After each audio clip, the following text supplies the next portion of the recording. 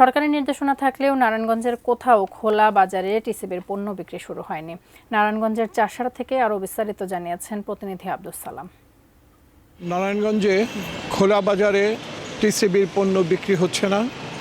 আমরা জেলা প্রশাসনের সাথে কথা বলেছি, তারা যেটি জানিয়েছেন আমাদেরকে সেটা হচ্ছে যে প্রতিটি ওয়ার্ডে টিসিবির পণ্যের কার্ড দেওয়া হয়েছে এবং এই কার্ড দিয়ে প্রতি 15 দিন পর পর তারা টিসিবির পণ্য পাবেন।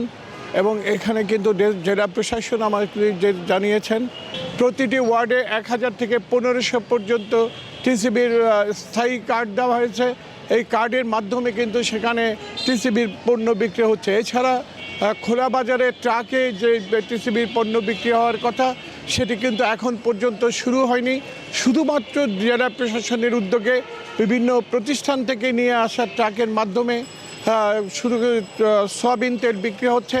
এই সয়াবিন তেলই ছাড়া অন্য কোনো সাধারণ পণ্য কিন্তু সাধারণ মানুষের জন্য খোলা বাজারের ট্রাকে বিক্রি হচ্ছে না বলে আমরা জেনেছি।